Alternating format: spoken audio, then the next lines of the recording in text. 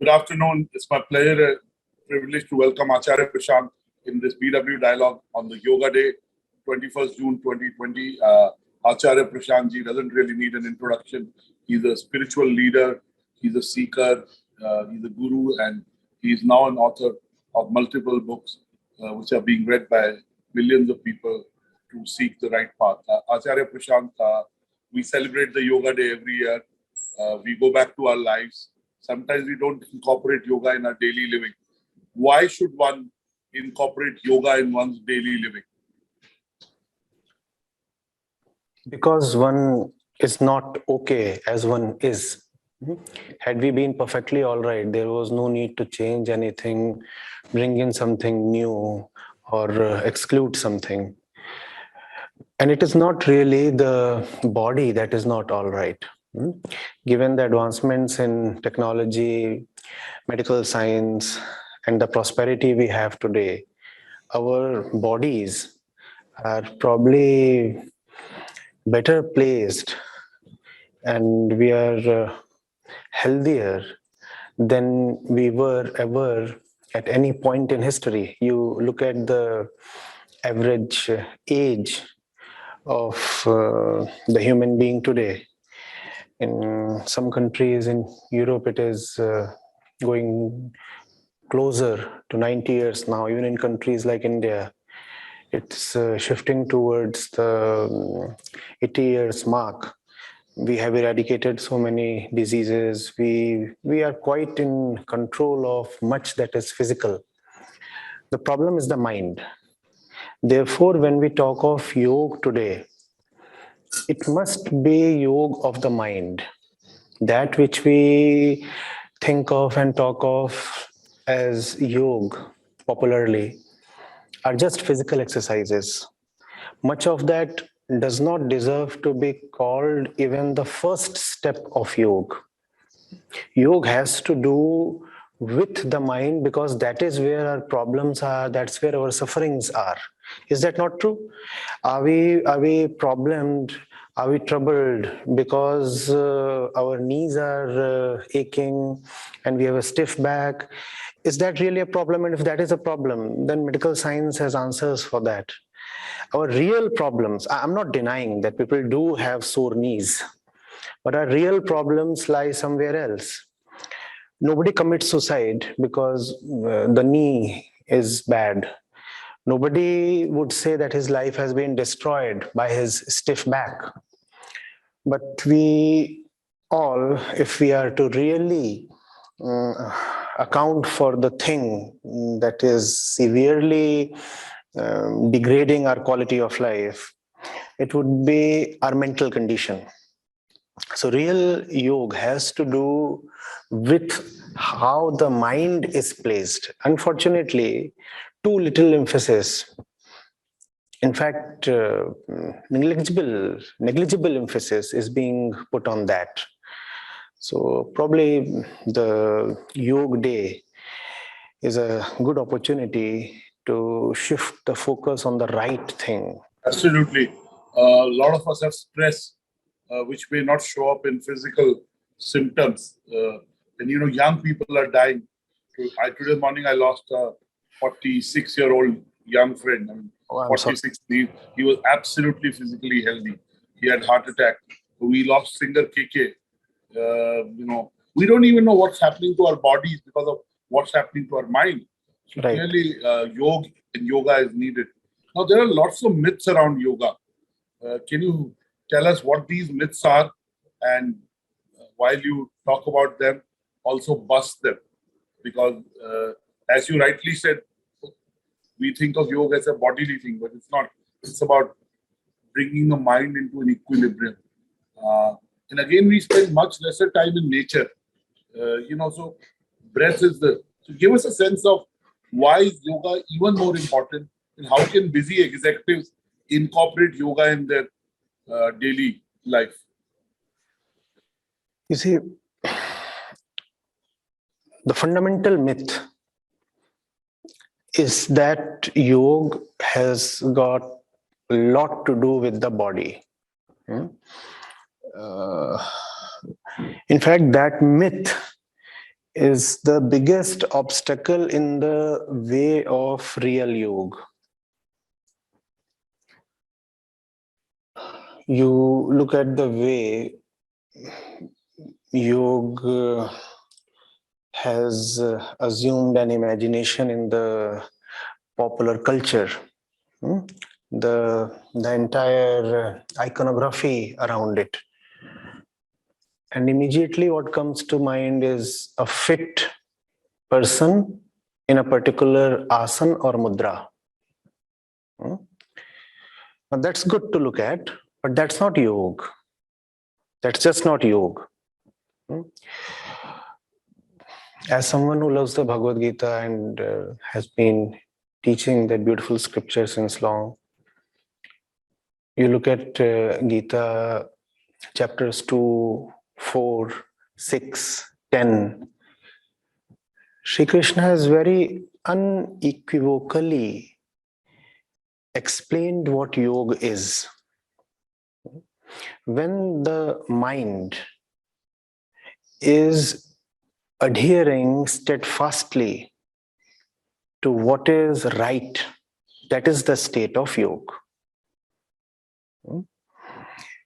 You have to know who you are and you have to act accordingly. You have to be one in unison with that which really matters. And that union is called yoga. Yoga is not about, as they say, the coming together of body, heart, mind, soul, and a few other things as well. And there is just so much meaningless poetry around it that sounds flowery but amounts to nothing. Yoga is simply about the mind remaining constantly riveted to, hinged to what is right. And this union that does not allow the mind to go astray is yoga. It's just that since a lot of our troubles are psychosomatic, when the mind is right, the body is bound to be right. When you know what is worthy to be done in life,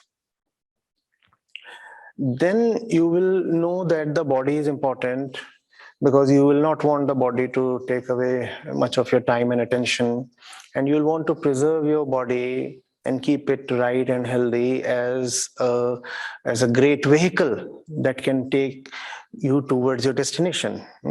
The body will then become a resource for the mind, and the body will consequently be kept all right. So the health of the body is something that is a byproduct of yoga. It is secondary. It is not the central thing. The central thing is that you should live rightly. Now you said, how do we incorporate yoga in our daily living? Now that's not at all the point of yoga. Yoga is not something that you can just somehow fit into your usual daily pattern of life. Yoga has to be the center of your life. Yoga is not something that you bring in from outside and somehow give a place. What is yoga? I repeat, yoga is one's determination to live rightly. Yoga is not something that you use to keep the body fit so that you can continue with your absurd ways.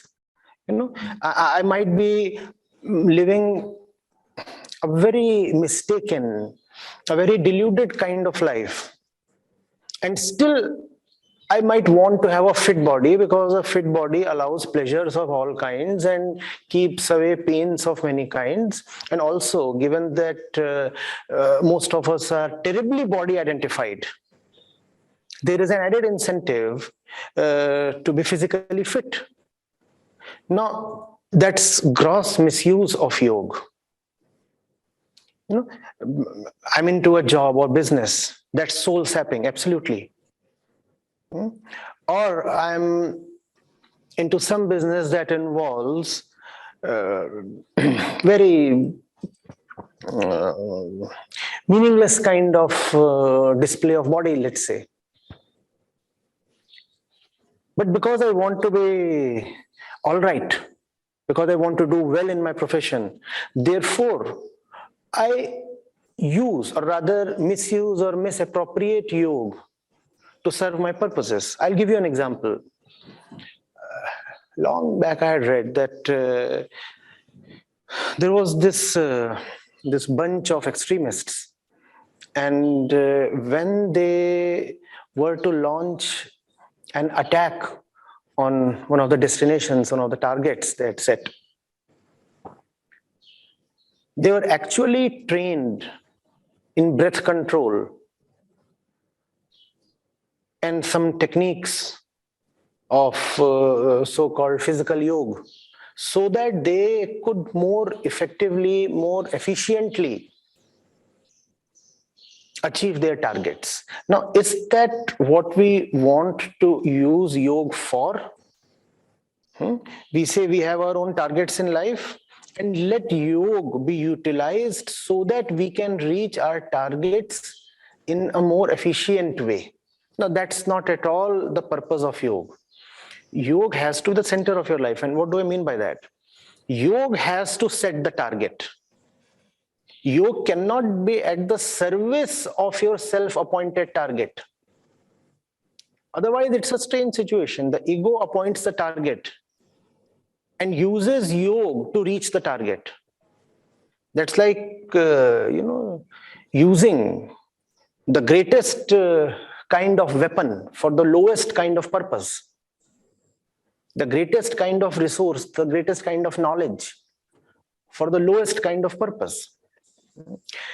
You could have been something that potentially redeemed us. Instead, it has become something that is, grossly misused. I said once, you might find it interesting, that if yoga is about physical fitness, then Arjun was probably one of the fittest persons on the battlefield already. It is, in fact, possible that physically Arjun was better off than even Krishna, because he was the mightiest warrior and the archer of the times. So why did then Krishna have to teach him 18 kinds of yoga? Obviously, it was not for the sake of Arjun's physical health. Physical health was already all right. Now we all are Arjun in the sense that physically we are more or less already all right. We should again revisit the physical health data that we have. We are living longer lives, and in fact, we are taller now. The average weight of the world has increased. Deaths due to malnutrition are lower today than other points in history. So physically, we are doing almost okay.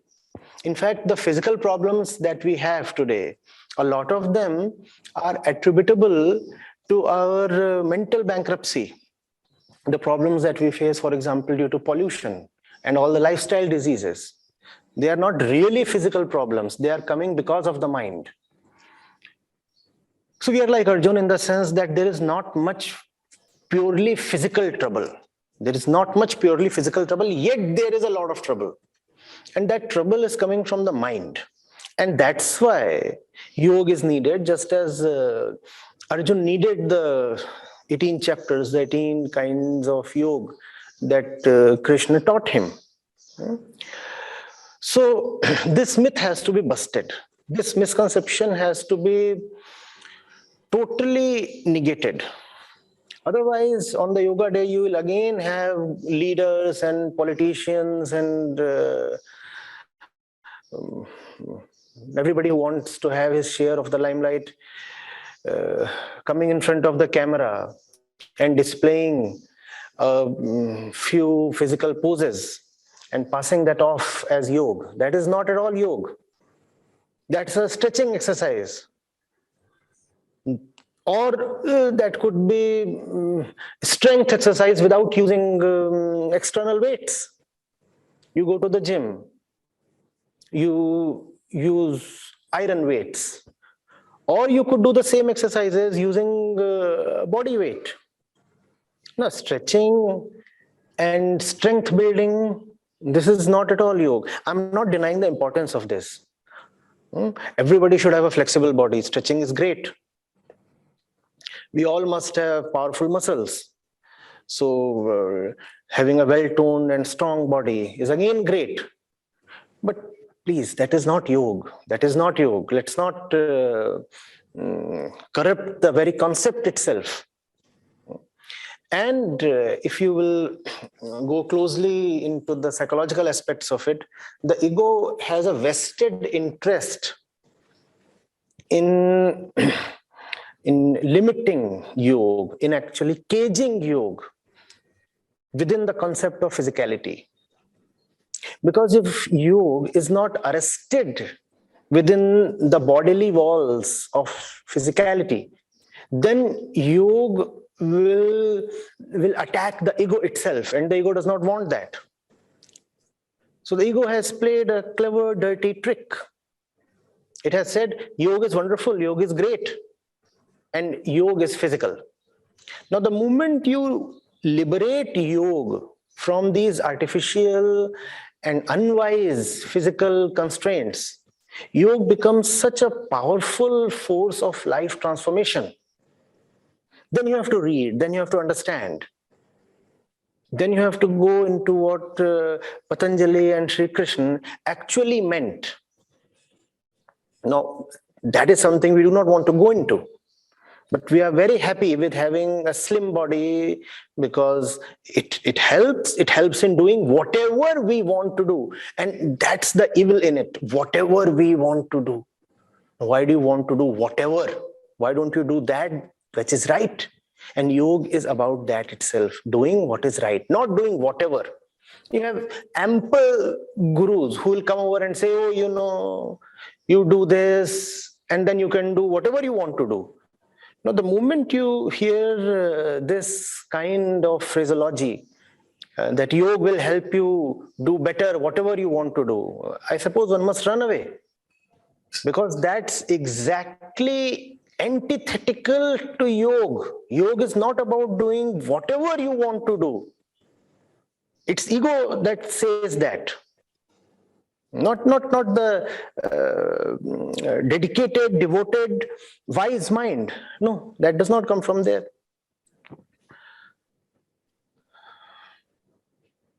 It's, amazing the ways of the inner mischief maker. We can take the greatest gift given to us and turn it into something that we want to use as almost as an intoxicant, like youngsters who take cough syrups to get inebriated. There is no medicine that cannot be used as a narcotic drug, and that's what we are doing to yoga as well. It's amazing. Yes, please.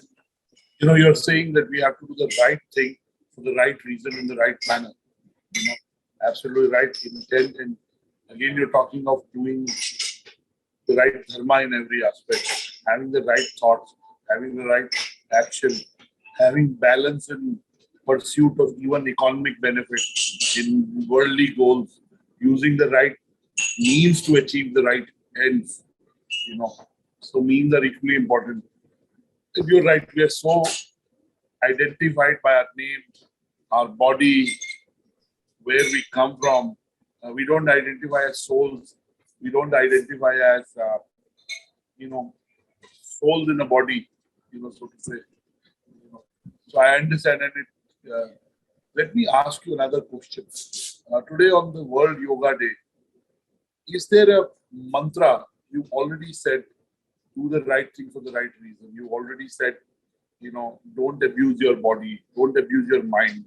And mind comes from right practice, from doing the right things, balance in life, doing whatever your dharma is, whatever you do,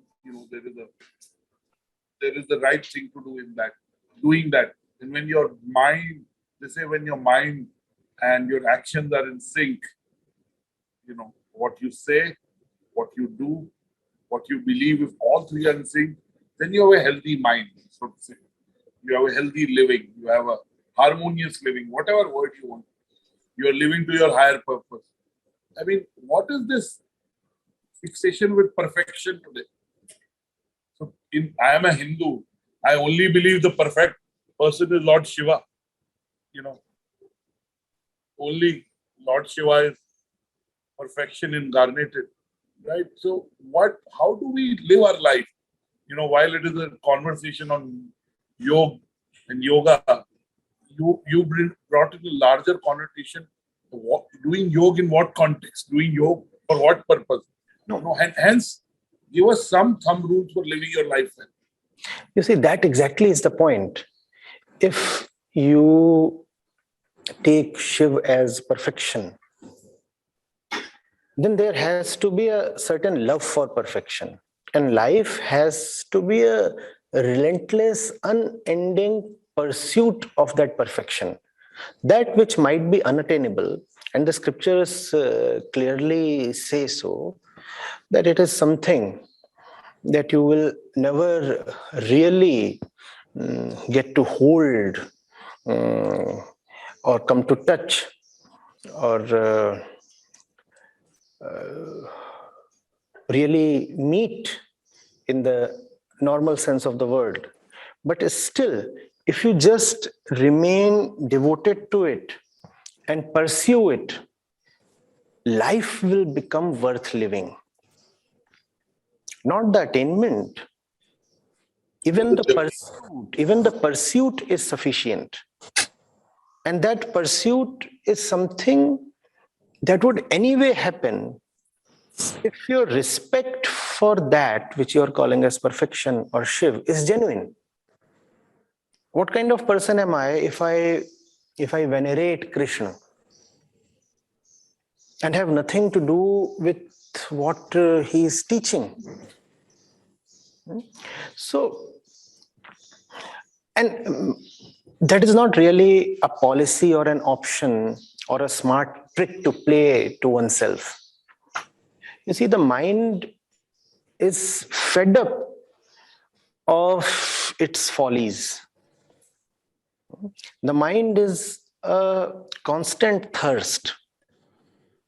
The mind is always stuck, always challenged, always bemused. Seeking more. Seeks more, is not satisfied with what it has, and does not even know what it really seeks. So, going towards that which you are calling as perfection, somebody could call it contentment, somebody could call it Shiv or Krishna, is anyway the only option that you have, because without that pursuit you will anyway never feel any kind of repose or contentment or rest. One would constantly be agitated, one would constantly be dissatisfied with life. And that's not how we want to spend our life. This is not just theory or ideology. This is the fact of who we are. We are born discontented. And because there is just so much agitation within and darkness within, therefore there is no option but to spend life in pursuit of light. That same light that you could call as perfection or Atma or Brahm or truth or Shiv or Krishna or Ram. The name is your choice. But that's an inevitability with anybody who has some sense and self-love. Why do you want to destroy your ears? That's the question we must ask.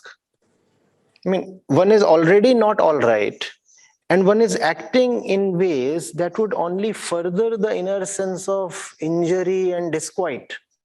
Why does one want to do that? There can be no sensible, plausible reason. So spirituality, therefore, is not something that one gets into.